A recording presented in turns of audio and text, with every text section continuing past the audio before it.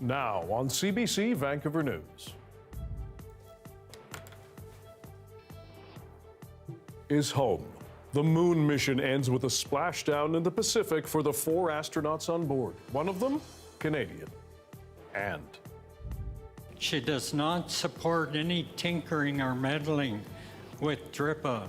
the Premier's plan to suspend parts of a landmark law on Indigenous reconciliation exposes gaps in the government caucus and raises the specter of an early election.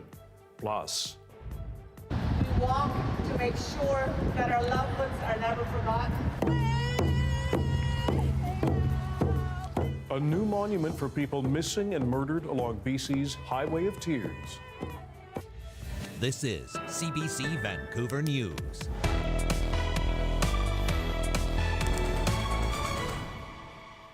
Hello, I'm Dan Burritt. Thanks for joining us. They traveled farther from Earth than any humans have so far. They saw parts of the moon no person has seen with their own eyes and photographed it.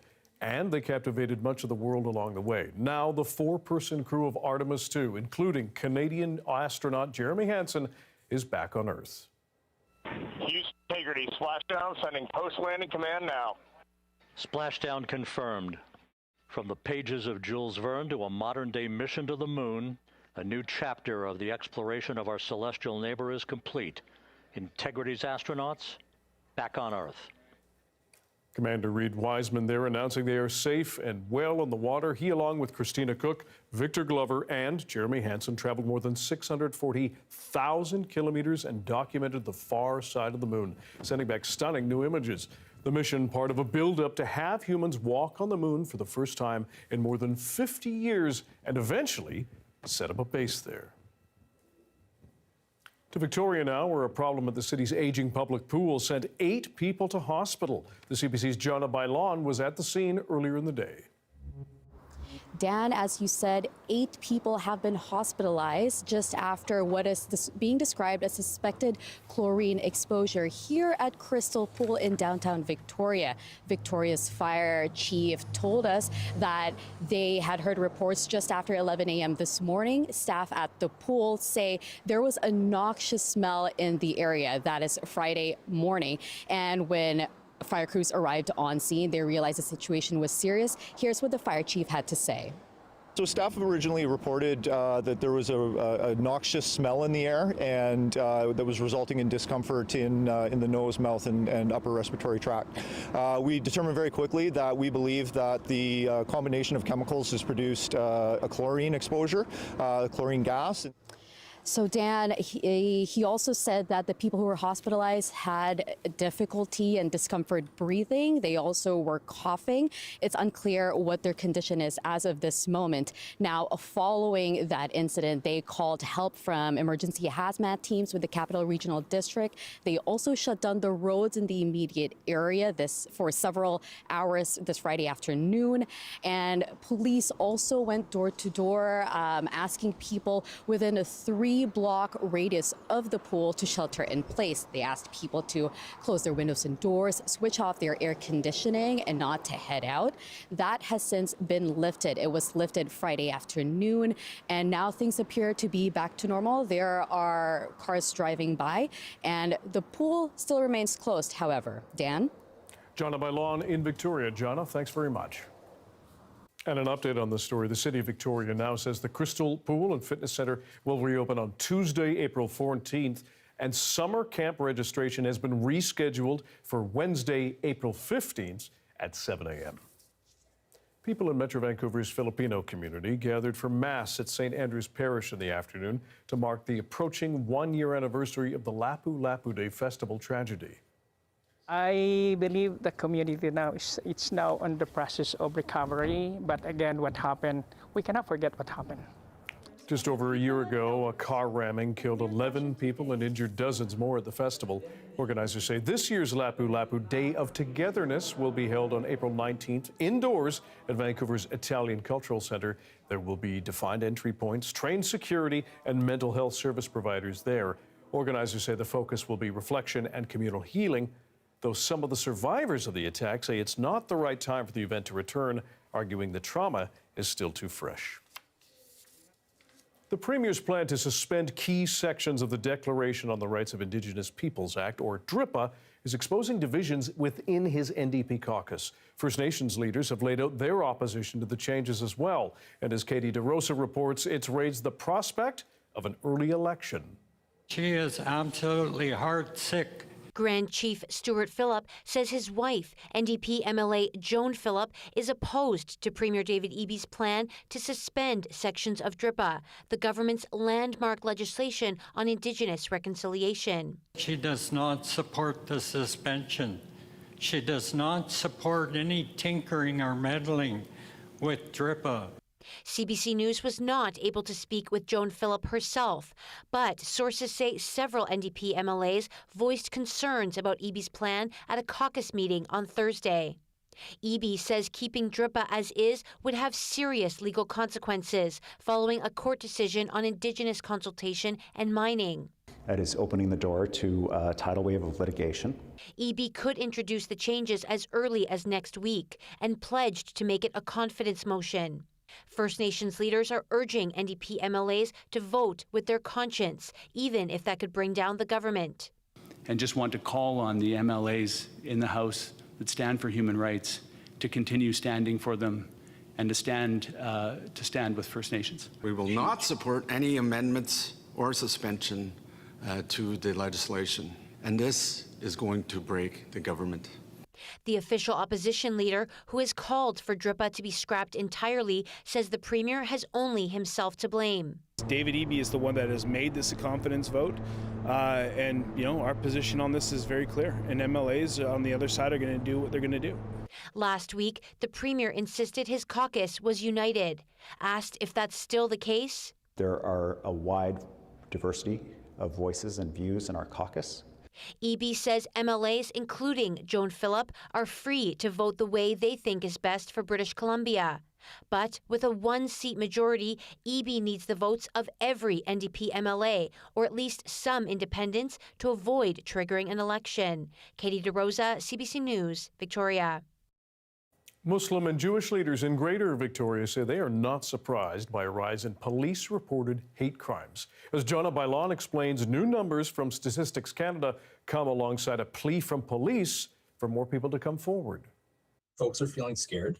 Yahya Jama says some people in Victoria's Muslim community are nervous. Police-reported hate crimes in the capital region have doubled in recent years. Richard Kuhl says worries are the same among Jewish people here. It's not something that's recent. And in fact, religious hatred is a huge issue in the world. Statistics Canada numbers for the Victoria region show 39 police-reported hate crimes in 2022. In 2024, that number jumped to 80.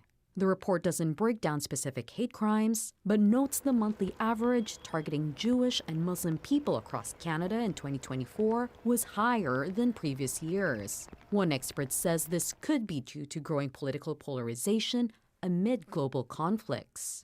When our society becomes more divided, it can increase distrust and tensions between different groups. Over time, that makes prejudice feel more acceptable within our society. That could lead to hate crime as well. StatsCan says the increased numbers could also be from more people reporting hate crimes, though one religious leader says some aren't comfortable going to police. Many in the community sometimes don't feel confident that their complaints will be taken seriously. The people feeling that their experiences are just part of a daily cycle and part of just daily life, rather than something worth reporting. But police are asking people to speak with them. Being from a minority group myself, that it might feel like you're even more further isolated. If we don't know what's happening in our community, if we don't know the safety issues out there, we're not going to be able to help you. And religious leaders are encouraging collaboration. We need to be willing to even take the risk of showing common cause with others, because I think we're all stronger when we are all hanging together. For those who are nervous about coming forward, they can report hate crimes anonymously to Crime Stoppers. Jonna Bailon, CBC News, Victoria. People in Prince George have unveiled a new monument called the Pillar of Hope. It commemorates those who have gone missing or were murdered along Highway 16.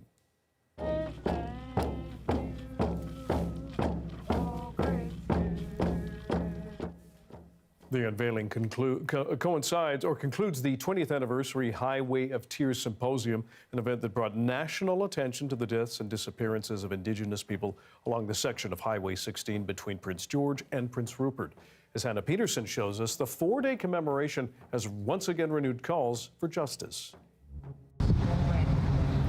More than 100 people gathered at a red dress monument in Prince George overlooking Highway 16. They held photographs of missing and murdered Indigenous women and girls and marched through the streets. We walk to make sure that our loved ones are never forgotten.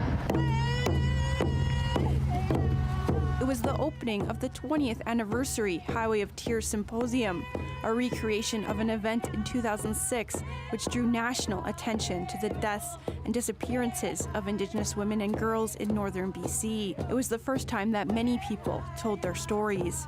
It took a long time for us to bring that awareness, to the world, to let them know that we're not going to forget about Ramona.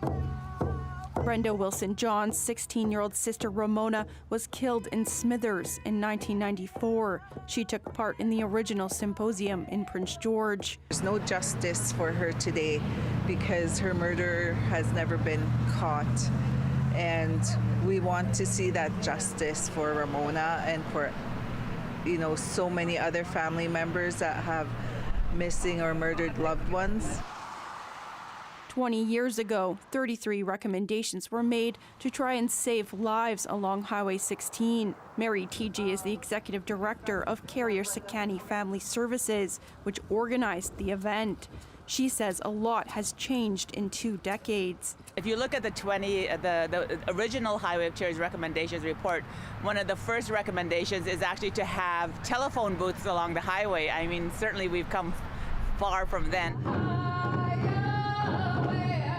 TG says the anniversary symposium brings together families, Indigenous leaders, and government representatives.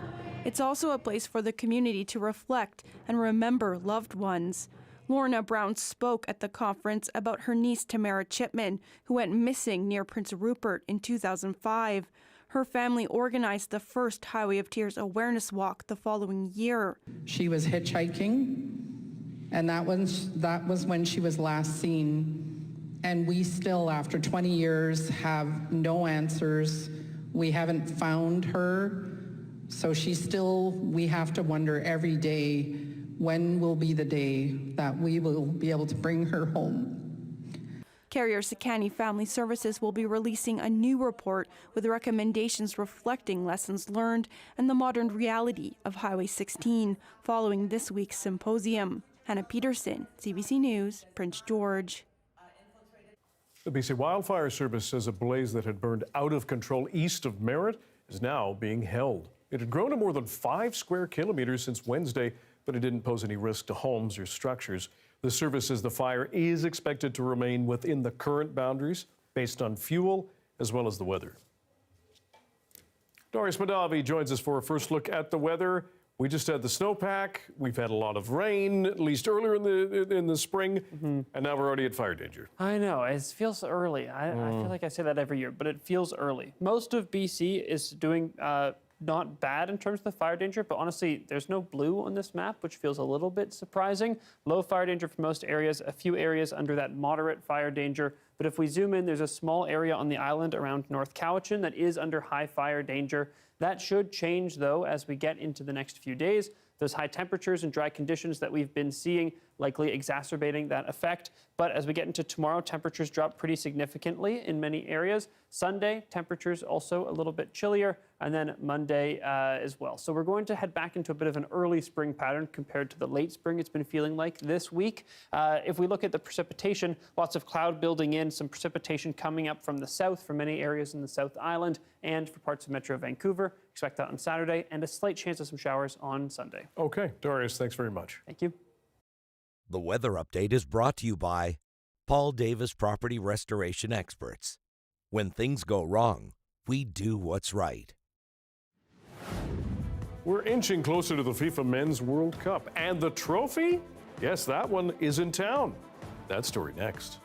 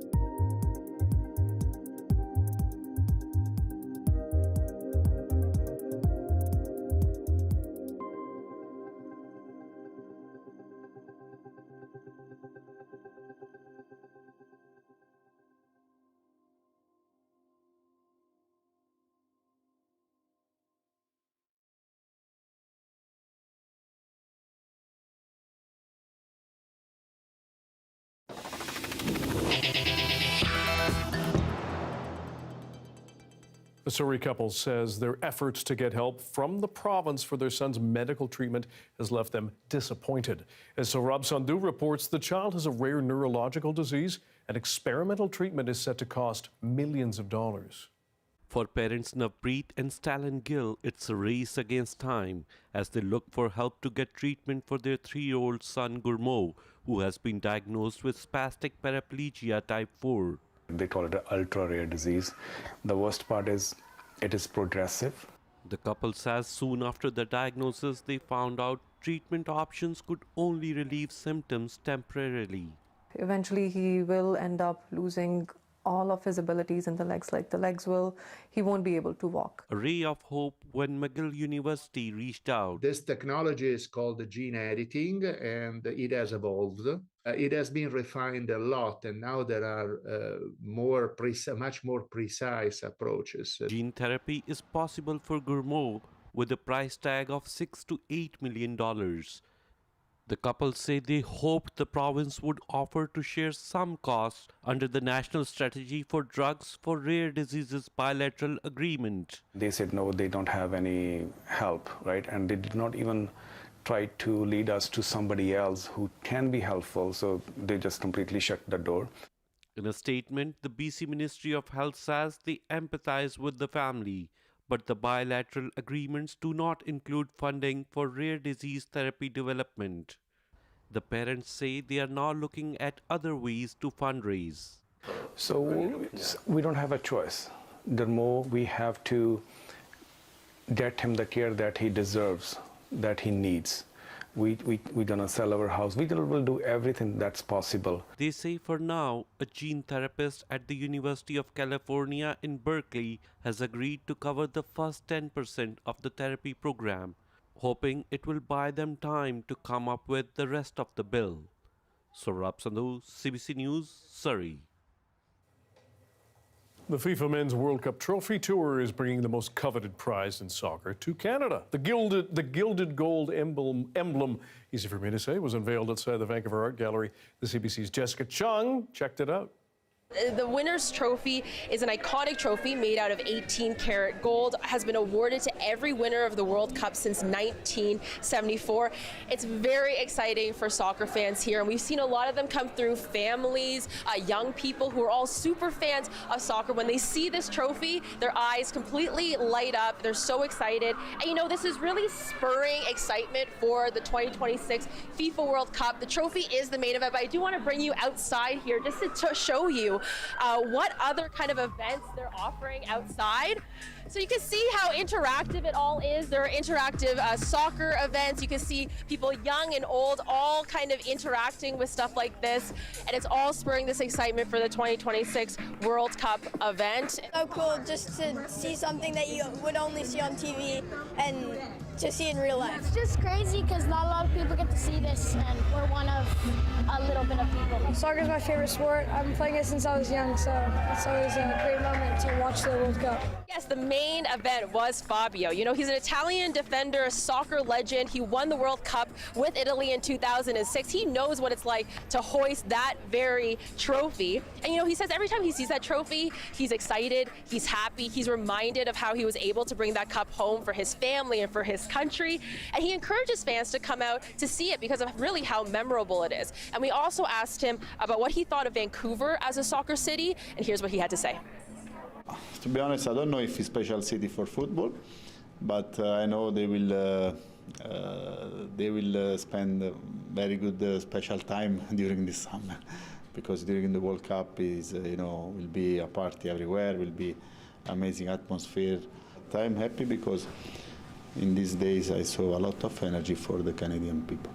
Now, this trophy is going to make a couple more stops in Canada, 6 more stops to Canadian cities ahead of the 2026 FIFA World Cup, which kicks off in June. There's a spectacular sunrise of sorts from Mount Seymour. One last glorious day on the South Coast ahead of some expected showers. Darius has your BC-wide weather picture coming up.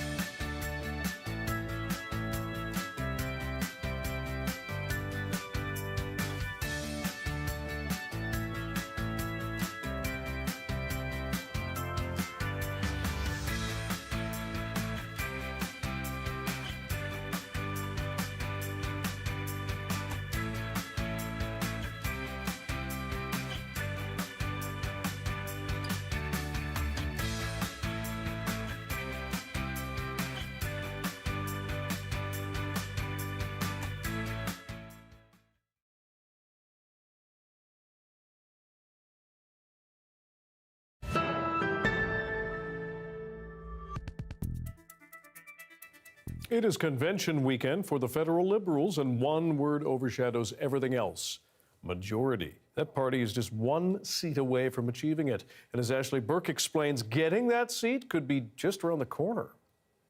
Laureate Loud. Newly minted Liberals front and center at the party's convention in Montreal. And what an honor it is for me to join in my first Liberal convention. Floor crossers who've pushed the party to the cusp of a majority in the House of Commons. I don't know whether to introduce myself as a recovering conservative or just that I was a Liberal and I didn't know it. Delegates here watching to see if any other MPs sources say the party's in talks with defect this weekend. Haven't looked back and have slept well every night. Or if the Liberals hit a majority on Monday from by-elections in 2 Liberal strongholds and a competitive race in Quebec.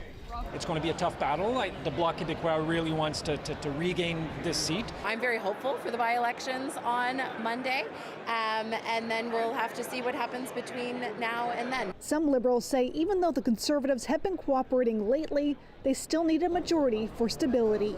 We wouldn't take it to the bank that Mr. Poilievre isn't going to change his mind on that, and we've seen the obstruction that has happened within Parliament under Mr. Poilievre for a long, long time. So I do think this provides the ability for the government to actually be thinking forward. Canada's Culture and Identity Minister laying out that forward thinking.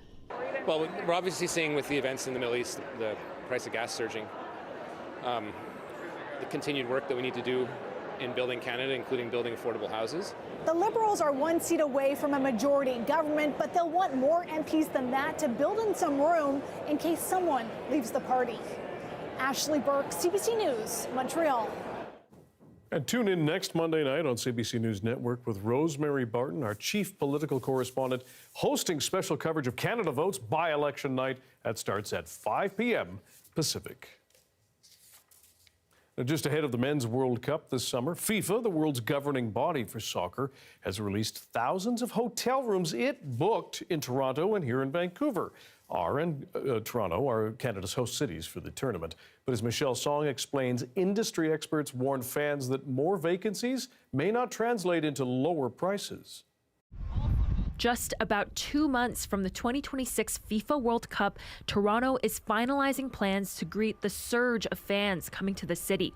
And now FIFA has released thousands of hotel rooms it had initially booked in host cities. We know it is affecting a number of properties in the core of the city, and obviously it's not ideal. The Greater Toronto Hotel Association says it doesn't have an exact number of cancellations, but they say there's still a surge of bookings for that period. June is traditionally a very busy month for the city, for the hotels.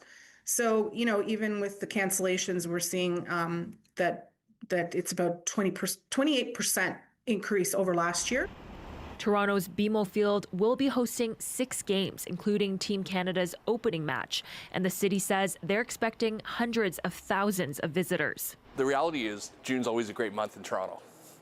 And it's a great month and it drives a lot of traffic. There's a lot of events beyond just Pride. This tourism and hospitality expert says it's still unclear how these hotel cancellations will impact prices. You're going to know in a month, because what we're seeing is the amount of airlines travel booked over the next month to come to Canada for these events. They'll be able to project how many hotel rooms they're going to sell, and they're going to move in price. Hotel prices are going to move up and down as a result of that. I would just not ever pay the prices. Rob Nottenboom is the president of Team Canada's fan club, the Voyageurs.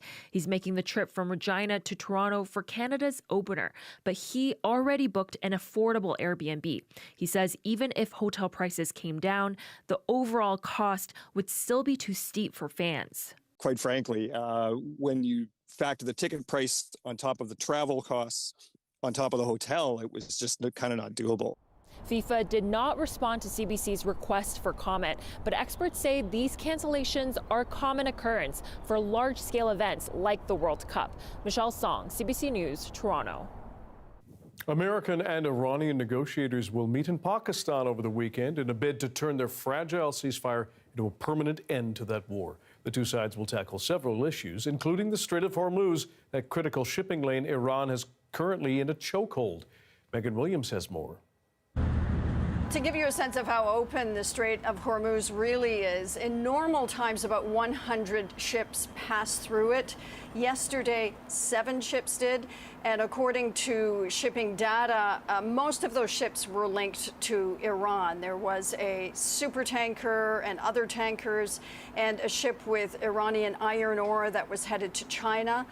Iran is saying that it wants regime change, but in the Strait of Hormuz, meaning that it wants to manage it. It's saying that it is open to everybody but closed for adversaries.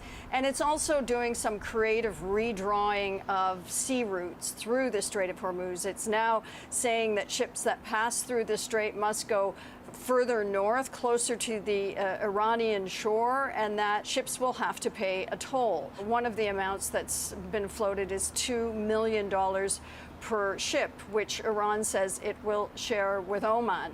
Now, Trump is among many who are rankled by what Iran is proposing. He posted about it. He said that it's doing a dishonorable job on the strait.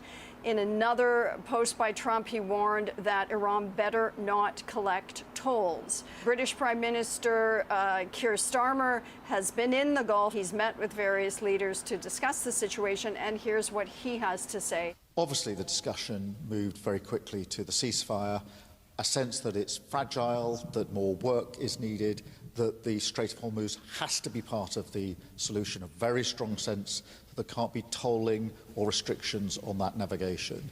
Meanwhile, here in the Gulf, missile and drone attacks stopped yesterday, but Kuwait's military is saying that they shot down 7 Iranian drones that were targeting their National Guard facilities and that personnel were injured.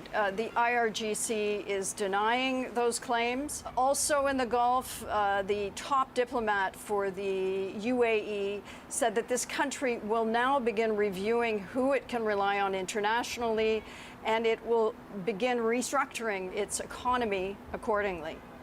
Megan Williams, CBC News, Dubai. There's a live look as Artemis II crew members arrived back on Earth about 90 minutes ago and are exiting the spacecraft, Orion spacecraft. That's just off the coast of San Diego. The crew of 4, including Canadian Jeremy Hansen, traveled further from Earth than any human has traveled before. Much more on their epic mission after the break.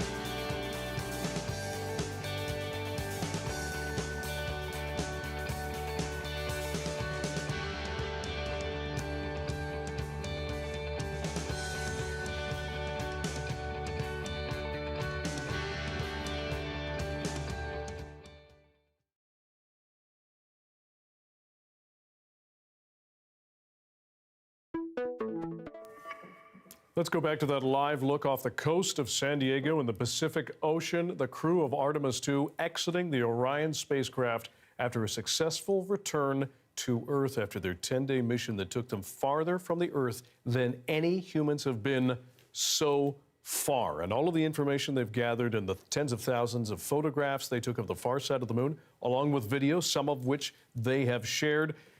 Let's go to Darius Madavi, our science and climate specialist. We've been watching this fervently, a lot of bated breath. We can use that old cliche, particularly as they hit Earth's atmosphere at a massive speed. And then, of course, that blackout. Take us through what you've got a map there of what happened. That's right. So 30 times the speed of sound is the speed at which they collided with the atmosphere, actually maybe 32 times. I do want to mention, you mentioned all the amazing photos that we've seen so far. Really just the start. There's very limited bandwidth when you're shooting data back and forth from space. There's going to be a ton more photos and videos that we're going to get to see over the next week or two as that data becomes available. But I wanted to show you the path that Orion took. This is where it re-entered the atmosphere just southeast of the Hawaiian Islands. It then traveled 2,000 kilometers, skipping like a stone on a lake surface, skipping off the atmosphere to try and vent some of that speed to make sure the astronauts don't have to take as many G-forces as they might have otherwise had to, but still 4 Gs. That means you're being squished back into your seat as if you weigh 4 of you is basically what that means. So very heavy. Then they reach the splashdown zone, which is just here off the coast of San Diego, an area about the size of Los Angeles that they're aiming for. The weather checklist was all good, although by the time they've entered the atmosphere, it's kind of too late to make any changes. They might have to wait. They could have had to wait in the capsule for 24 hours if something crazy had happened, some crazy weather event. Luckily, that was not the case. They're being extracted now. The potential debris area here, also something to be on the lookout for. Those areas both closed to boats as the capsule was coming in, and even now still closed. So I'm going to walk you through what we saw as this came down. This is all visualizations from NASA and the ESA. Not actual footage, but we saw the capsule continuing to come in. At this point, we still have the crew and service module connected to one another. Then we saw that separation of the crew module from the service module at 4:33 p.m. Pacific time. Here's another view of that. There's the European service module. There's the crew module making its adjustments, getting away. The service module goes away, burns up in the atmosphere, while the crew module comes in, that heat shield facing down. Very precise angle here. 4:53 p.m. Lost communication with ground control for 6 minutes because that plasma, that ionized plasma, blocking any communications. We saw one set of 3 parachutes deployed that carried the cover away. We saw another 2 drogue parachutes deployed that slowed down the capsule to some degree. And then, of course, the mains, the pilot parachutes and the mains deployed. And then it's just rescue from there. So exciting stuff. Let's turn to the weather now, shall we? Why not? If these are loaded in. To pre-sip. I had to fill a little bit because these weren't loaded in yet, but we're good now. We're seeing some snow moving across the north. That is going to continue to move off. In the south, we have some precipitation coming up from down below. Going to hit parts of southern BC tomorrow. For the most part, Sunday is dry with a slight chance of a couple showers. Monday, those showers return. Maybe a windstorm Tuesday, Wednesday in parts of southwest BC. Temperatures are going to be coming down from the highs that we've seen, but still pleasant, a little bit over normal in many areas. And that's all I've got for you, Dan. You have been doing yo person's work during this 10-day mission, and I know our viewers across the country really appreciate it. Oh. Well done, science expert. Thank you. The weather update is brought to you by Paul Davis Property Restoration Experts. When things go wrong, we do what's right. Now, right across the country, Canadians have been glued to that splashdown just as they've been watching this whole mission very closely. Tanya Fletcher takes a look at what's next for Canada's role in space exploration. A collective celebration across Canada as the Orion capsule splashed down. Really excited and grateful that it went as smoothly as it did. And they landed it safely, so that's good. A marvel of engineering, a marvel of teamwork. I'm amazed. Central to that pride is astronaut Jeremy Hansen, the first Canadian to venture into deep space.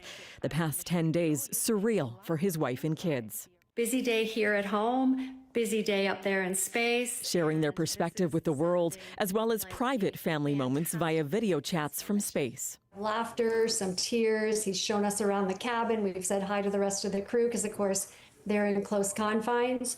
But those visits have been really wonderful.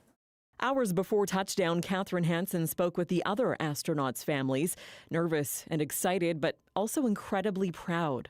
Crew has talked to Canadians specifically and about how Canada has risen to the occasion to make this possible. For the Canadian Space Agency, it's a culmination of decades of partnership that doesn't end here. Looking towards the future, we have a number of different concepts for technologies that we'll be sending to the surface of the moon and potentially even to orbit the moon as well, for science, for human exploration.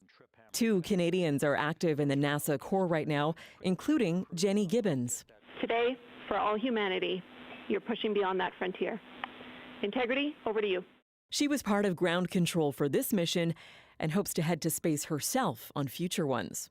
For many, this remarkable achievement, above all, symbolized hope. This has become a unifying force and a sense of positivity in a world and a humanity that really needs that.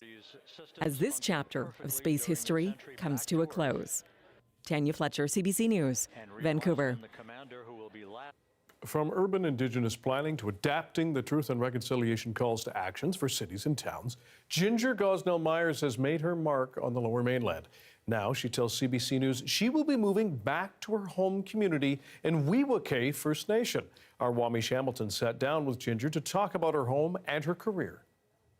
Ginger Gosnell-Myers, you're a Nisga'a Kwakwaka'wakwa citizen, the first Indigenous Fellow with the WASC Centre for Dialogue here in Vancouver. You've been heavily influential with the City of Vancouver's City of Reconciliation initiatives early on. You're also the chair of Greenpeace.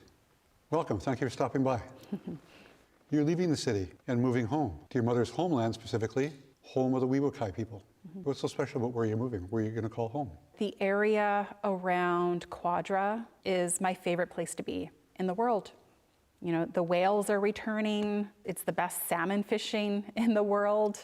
Like, it's just a magical place to be. And I've been spending most of my summers there since I was a kid. And it's always had a special place in my heart. And I thought, why wait until I retire? I've loved living in the city. It's provided me a lot of opportunities. I fought for a lot of those opportunities. But I don't know what it's like to be an adult and have access to my rights, my First Nations rights. And a lot of the work that I do here in the city is about advocating for First Nations knowledge to be part of municipal processes and urban planning processes. And I'm still going to do that from my new home in a rural location. But for me to be able to experience these rights is something that I'm looking forward to having. Those rights are applicable to a lot of people, but seeing them through yourself, could you expand on that a bit? Being able to go out and fish and crab and catch prawn and know that I'm in my territory, to know that the areas have been part of my blood and the home of my ancestors. Like, all of this is pretty powerful. You lose access to a lot of your rights and your part of your identity when you live in the city. And a lot of my work here has been about creating opportunities to bridge that. What other things are special about Weewakay? There's been a lot of cultural revival over the last couple of decades, a revival of language, of potlatching, environmental stewardship. It's a really important time to see First Nations move from fighting for your rights and fighting for respect and recognition to actually having it be valid. You know, not just valid for us as First Nations people, but valid from a Canadian perspective as well. And I think that's really important. We shouldn't take it for granted because aunties and uncles and grandparents have fought for us to be able to enjoy this today. You You know, I've spent most of my career and most of my life fighting for rights and recognition. It'd be nice to enjoy that. You were the City of Vancouver's first Indigenous Relations Manager. Could you tell me about your decision to leave? I think over the course of my career, fighting for Musqueam, Squamish, and Tsleil-Waututh identity and rights to be recognized within a municipal framework is being extremely rewarding. And we've been able to go from a period where Vancouverites had no idea whose territories these were. Mm-hmm.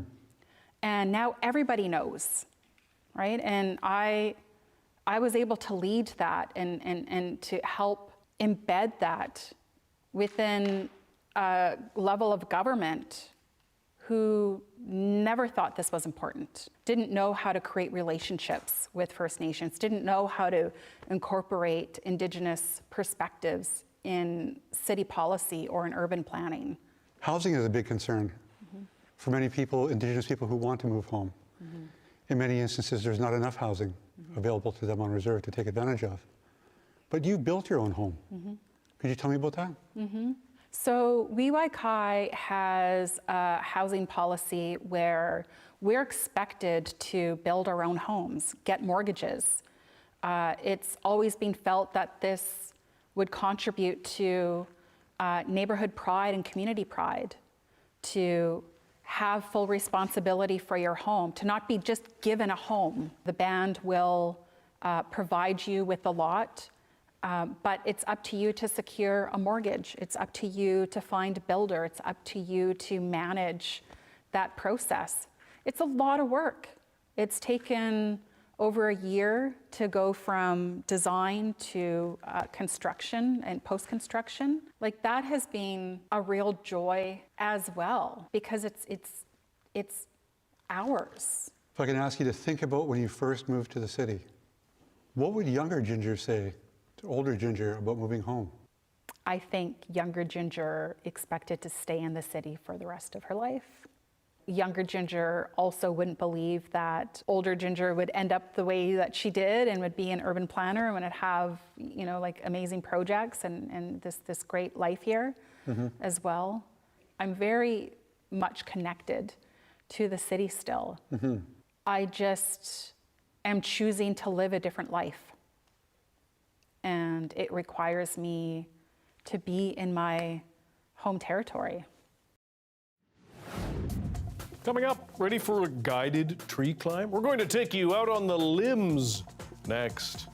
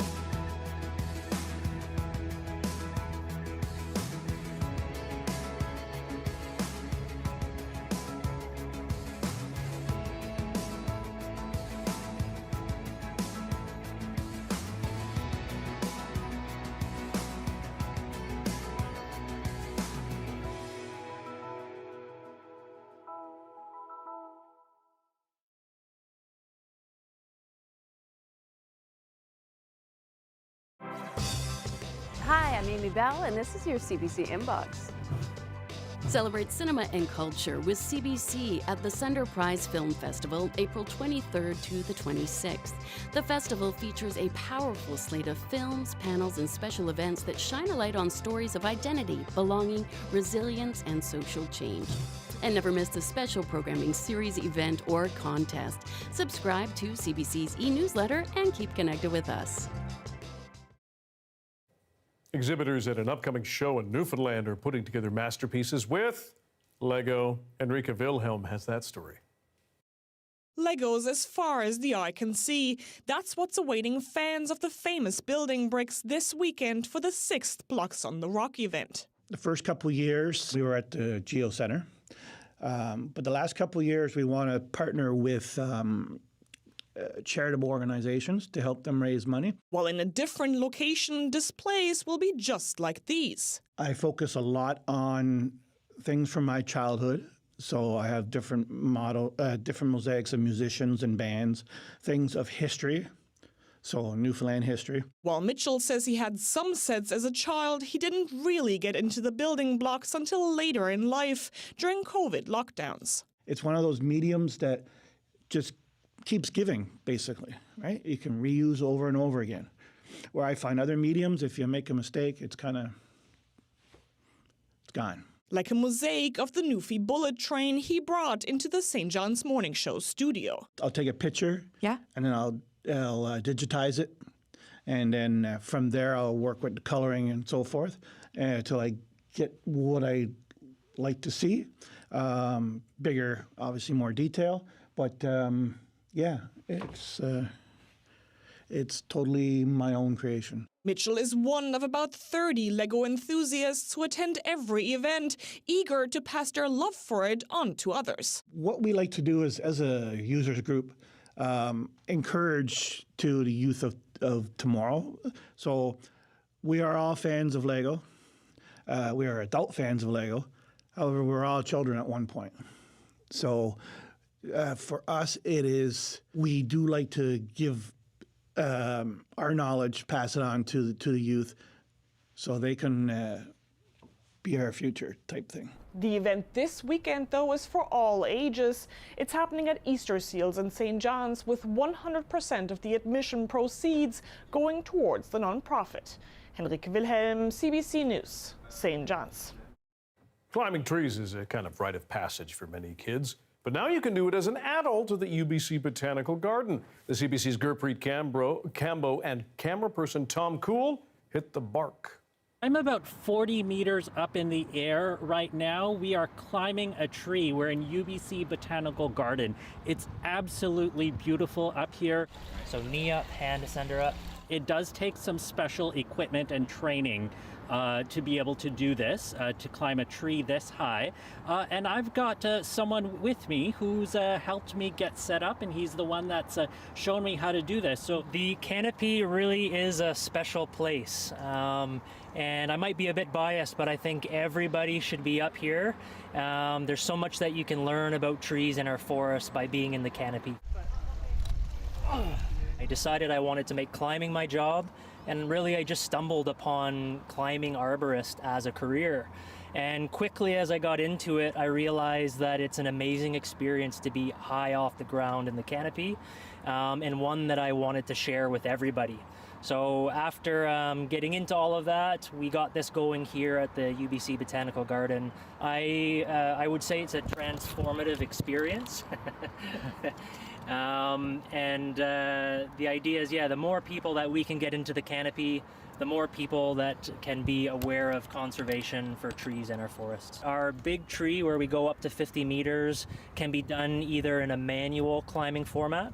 So we have the equipment to get up here under your own power. And then we also have battery-powered rope ascenders, which really, with the press of a button, allow us to go up and down the rope. I would say opening this experience to almost anyone that can get into a harness. Hitting new heights. Thanks for being with us tonight on CBC Vancouver News at 6. You can watch this newscast on CBC Gem, our free app, as well as on YouTube, and of course, our website, cbc.ca/BC. We'll have your next local news at 11 o'clock, right after the National. And here is one more look at the Artemis II astronauts being flown and landing via helicopter on a rescue ship, safe after a journey around the moon and back home.